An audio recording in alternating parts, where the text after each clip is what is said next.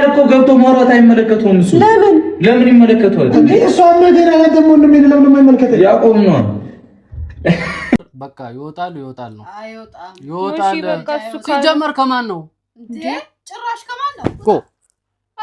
ኧረ ዞር ወይኔ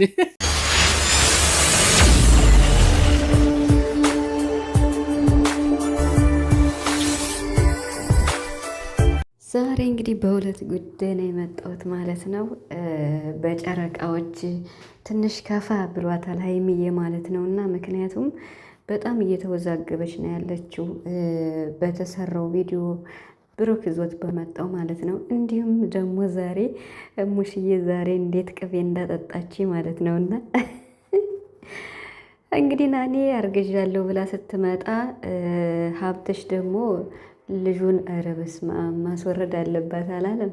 ከዛ ደግሞ ጭራሽ ከማን ያረገሽ ብሎ ሲጠይቃት ከማን ያረገዘችው ሲል ሙሽዬ በቃ ተነስታ በትራስ ማለት ነው። እና እናት እኮ ሙሉ ናት የምር እናት እንደው ለዘላለም ምን ቃል ይገልጻታል? ለዘላለም ትኖር ሙሽዬ ረጅም እድሜና ጤና ይስጥልን። ምርጥ እናት ናት የምር በጣም ማለት ነው። በጣም ምን እንዳለች ሰምታችኋታል። ሀብትሽ ቪዲዮ ተለቋል ሀብትሽ ቤት እና እንግዲህ ፕራንክ አድርገዋት ነው ይሄንን መልስ የመለሰችው። ሀይሚዬ ደግሞ ዛሬ እጅግ በጣም ከፍቷታል የምሬን ማለት ነው። ያው ትንሽ ማይባል እንዴት ምን ልበላችሁ በቃ አልቅሳለች። በቃ ምንም ወደዚህም ብል ላቀለውም አልችልም እና አልቅሳለች የምሬን ማለት ነው።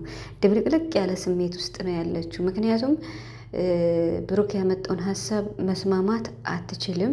ምክንያቱም የክብር ጉዳይ ስለሆነ እንደገና ደግሞ በቃ እምቢ አይሆንም በማለቷ ደግሞ ምናልባች እኔን አታምነኝም ወይም አትወደኝም ብሎ ብሩክ ሌላ ሀሳብ ያስብ ይሆን ብቻ የተወዛገበ ሀሳብ ውስጥ ስላለች ከፍቷታል፣ አልቅሳለች።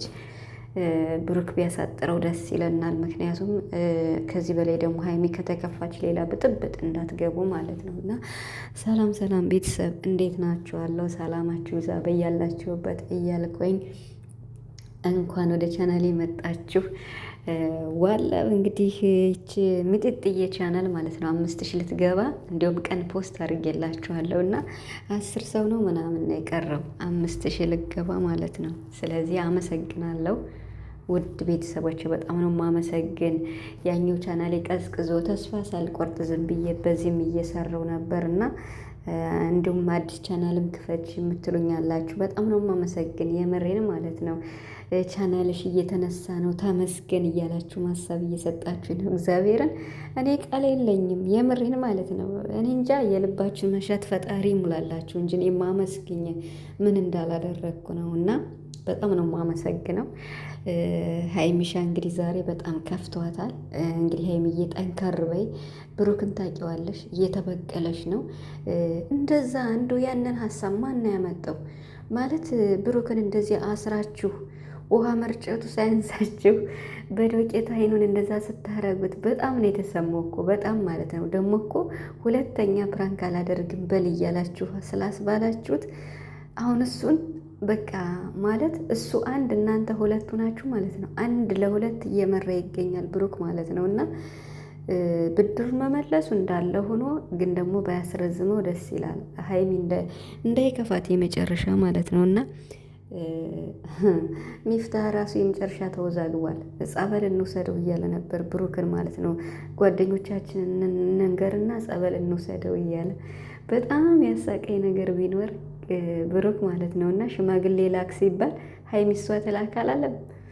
እኔን የመሰለ ልጅ እያለ ሽማግሌ ላክ ሲባል እኔን የመሰለ ልጅ።